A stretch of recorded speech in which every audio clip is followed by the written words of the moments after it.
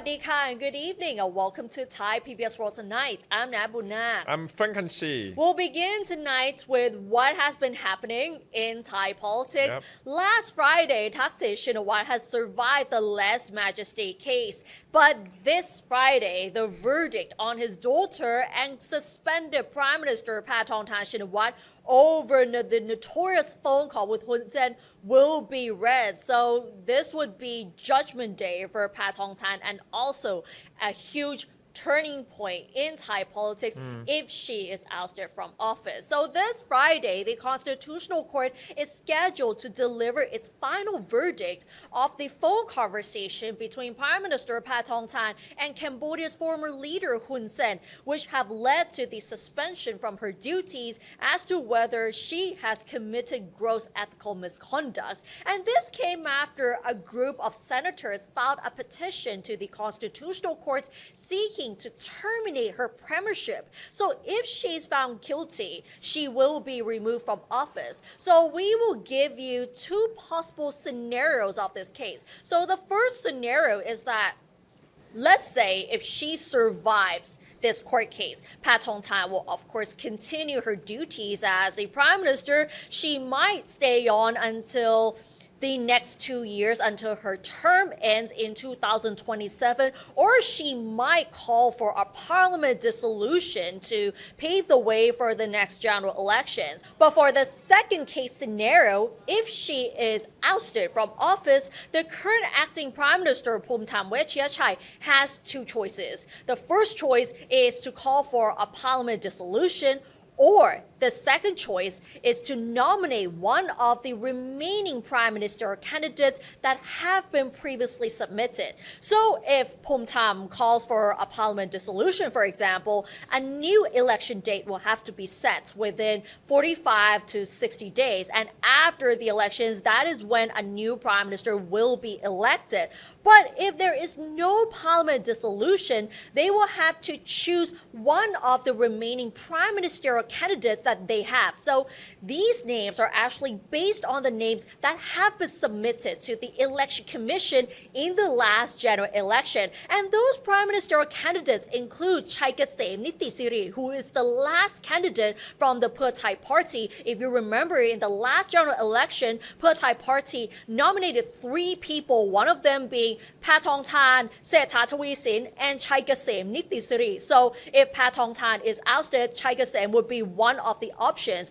Other options include Anutin Charnvirakul of the Phumjai Thai Party and Pirapan Sali Rathavipak of the United Thai Nation Party. There are also other candidates that have been rumored as well, but candidates like Prawit Wongsuwan of the Palang Pracharat Party and Jurin Laksana Visit of the Democrat Party have less than 25 MPs. So that means they are not eligible to be nominated as the next prime minister. And at the same time, some people may have rumored that former Prime Minister Prayut Chan-o-cha may return to office, but he has already quit politics. And he has already become the Privy Councillor. And if he is going to return to office, he has to resign first. But it is very unlikely because Prayut has announced before that he has resigned and retired from politics. So there is no way that he could come back. So as what you said, Ned, if really Paetongtarn Shinawatra ousted or even resigns first, there are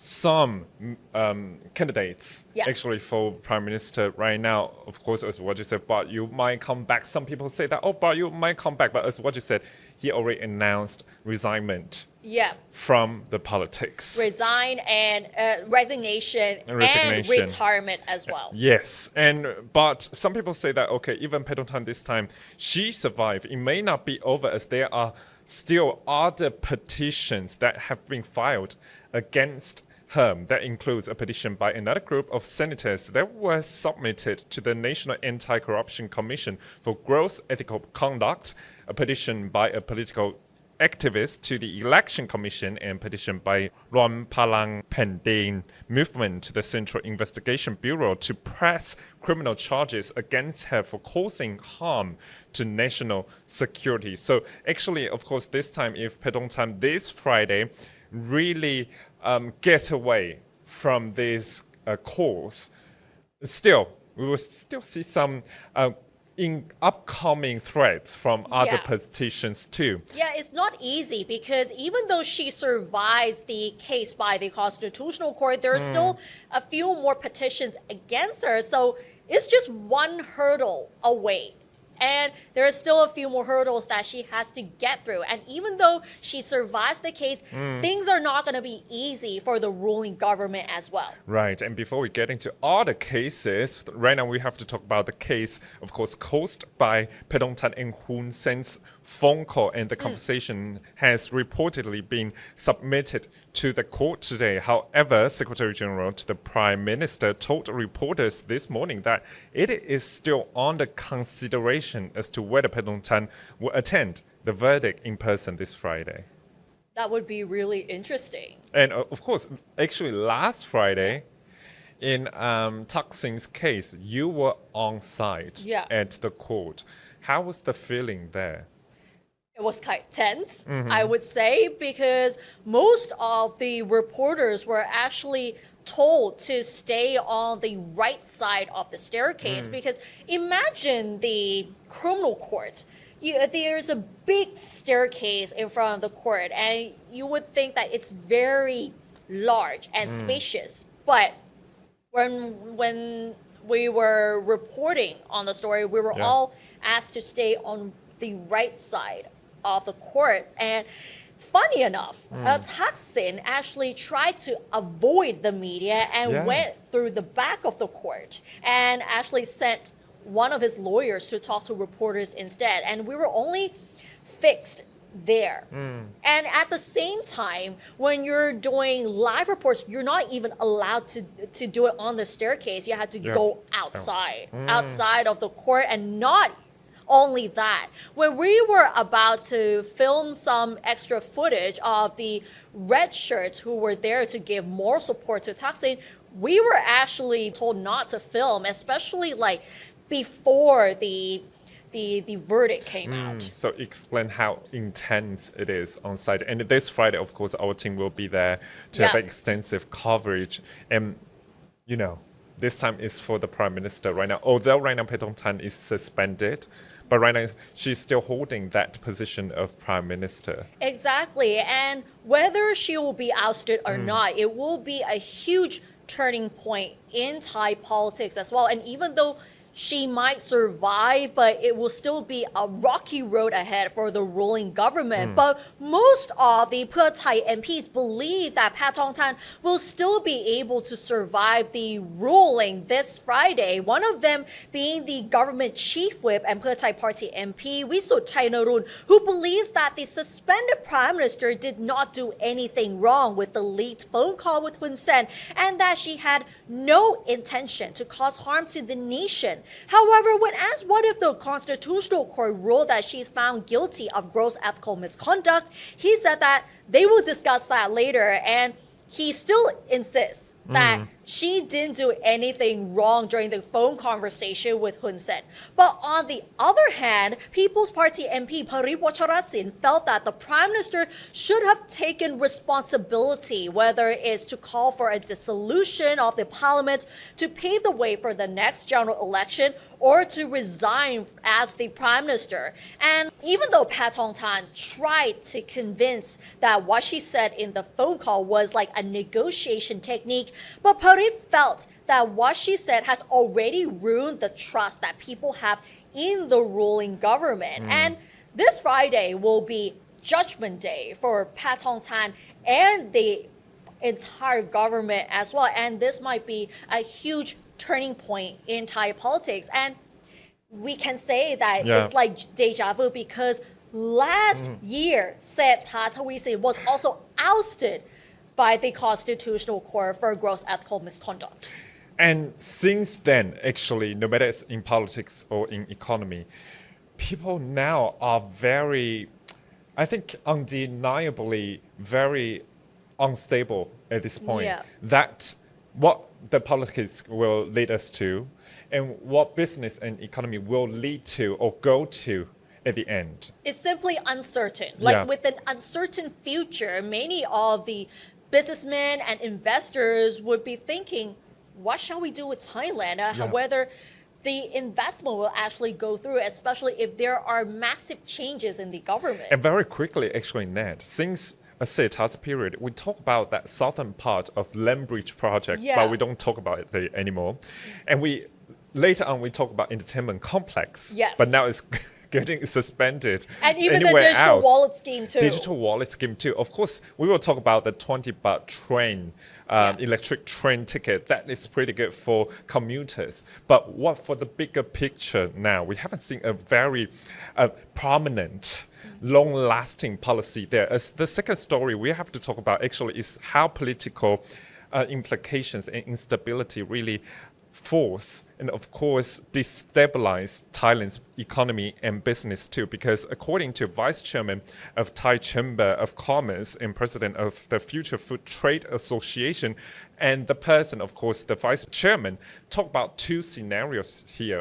Of course, the first one, if Prime Minister Paetongtarn really still stays and acquitted, it's like her father, of the constitutional case there, the Thai bar and the SET, the Stock Exchange of Thailand, index will recover in the short term. Meanwhile, the government's economic policy would continue.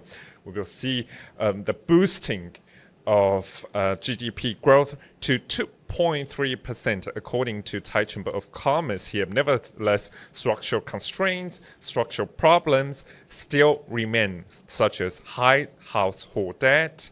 The impact of U.S. tariff will still destabilize Thailand's economy. But the worst case, of course, is the Prime Minister. If she is removed from office, the entire cabinet will step down, creating a temporary policy vacuum, delaying budget disbursement and slowing state investment projects. So it means that, of course, Ned, we might see uncertainty on the ground for the economy, for the business sentiment and environment too. Political situation right now is very important for Thailand. How to stabilize that, and of course, driving through very stable policies for Thailand's economy. Chairman of the Federation of Thai Industries, Kerengrai Thianukorn, stated that domestic political uncertainty affects the confidence of both Thai and foreign businesses.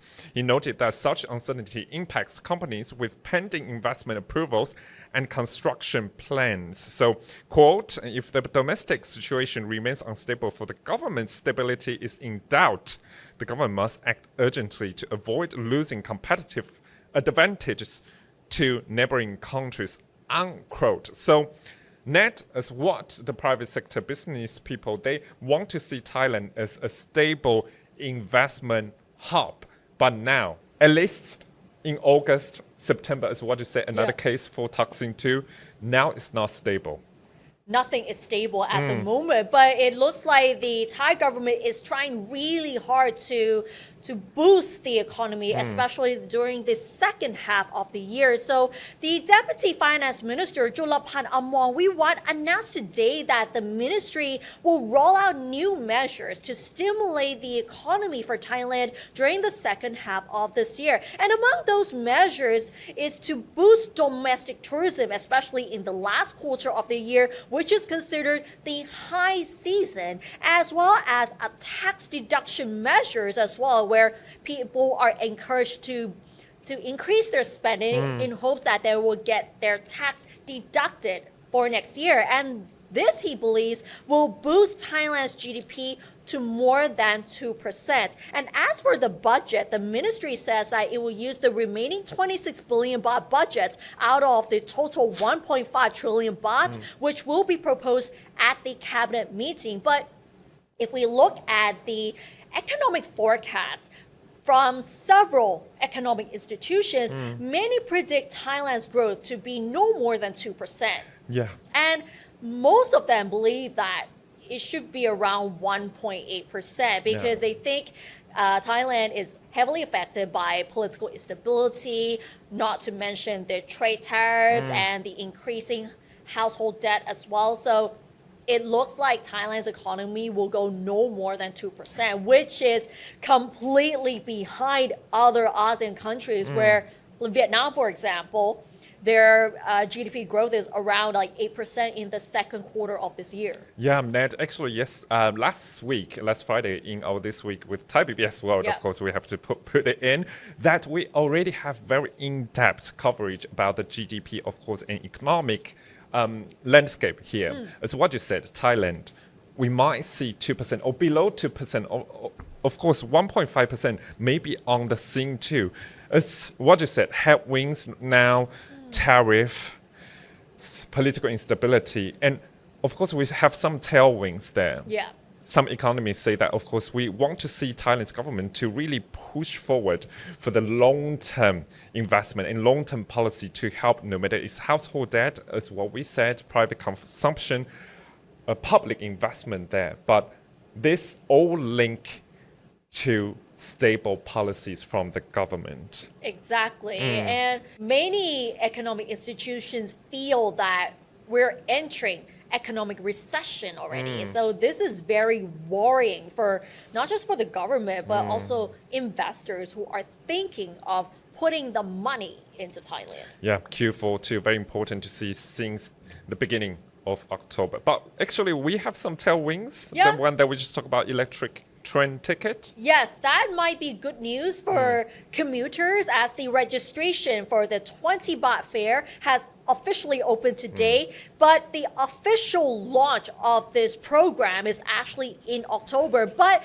there are already issues with the registration process. So deja vu, Yeah, possibly because there have been cases like these for other programs in the past, one of them being the tourism program where many people could not even register. Yeah. But this one is much more important because many people use the SkyTrain or even the metro to go to work, for at least. And the registration for the 20 baht maximum fare for all SkyTrain services opens for all Thai nationals today. And the 20 baht fare includes all train services across Bangkok, covering 13 lines and 194 stations. And based on reports, at least 1.7 million people use these lines every day. And users can register through the Thang Rat application and link with their travel cards such as their Rapid cards, EMV cards, or their credit cards. However, this program, like we just said, it's only for Thai nationals.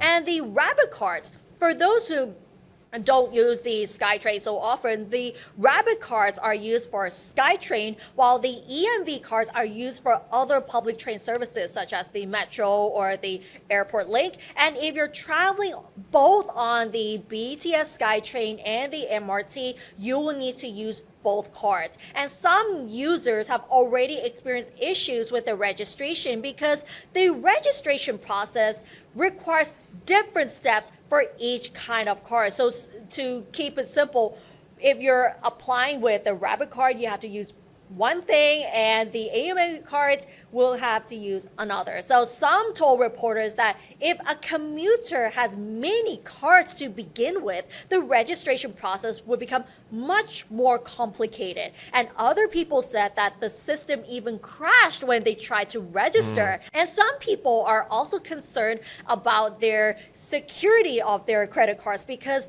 the system connects with their personal credit and debit cards. And this is only the registration period, as the program will officially launch on October 1st. The Ministry of Transport believes that the scheme will ease traffic and reduce the cost of living for many people. And they also believe that a 20% increase in the number of passengers is expected once the campaign officially begins. But then there are so many problems already with the registration process. Like one card, you have to register one way, and the other card you have to register another way. Yeah, some foreign nationals, actually foreign tourists, they come to Thailand. They think that Metro and BTS actually are the same company, but actually They're it's not. So we have to use different card, like Rapid card and EMV card for different systems here. Yeah, and even the payment systems are different as Yeah. well, because if you're using the Rapid cards, you have to use a specific account for it, which is called Yeah. Rapid Line Pay. So it's like a different wallet. And if it's EMV, you would use either your credit card or a debit card, and you'd have to link everything onto the app. And many people have complained, like one of our colleagues used this app already and people said it's not working. Yes, this is as what you said. It's deja vu, right? Actually, for Deja vu with the tourism program. tourism program for the 50-50 policy that government pay half and of course tourists pay half too. But at that time, I remember that it didn't work, and at the end, TAT said that okay, we have to suspend this program. But now, for this 20-baht electric train project, it's pretty important because the government already put around like 7 to 8 billion baht to really infuse into the budget. But right now, of course, as what you said, some people face difficulties to register net. Pretty difficult. And why always why? Thai government or authorities want to push this very goodwill policy for people to utilize, but at the end, it doesn't work. Fix the system first. Yeah. I think that would be the biggest priority because the government seems to put so much investment in all of these government-related apps and the website and the system, but most of them are not even working. What is wrong with it? Even before the project starts. Yeah. So what does that mean? Of course, right now, I understand that. I just give them sympathy, as in, of course, they put a lot of investment in. Right now, maybe just take time for engineer to fix the problem. Right now, you understand that, as what you said, more than 1 million tourists or people use MRT, BTS, Sky Train every day. So huge traffic into those websites. I don't think they need just an engineer. They need an expert to fix all of these bugs behind these websites and all these apps, because since it's such a good policy to invest the 20 baht fare for all of these SkyTrain services and the metro and airport link, fix the system first. Fix the system. I think this is much more important so that Right. everything is seamless travel and seamless registration. Right. All right, and that's all for this edition of Thai PBS World Tonight. Join us every Monday and Tuesday at 6 p.m. on Thai PBS World's Facebook and YouTube Live. You can also follow us on social media and our website, thaipbsworld.com, for all the latest stories and analyses about Thailand. Thanks for watching. I will see you tomorrow. สวัสดีค่ะ สวัสดีครับ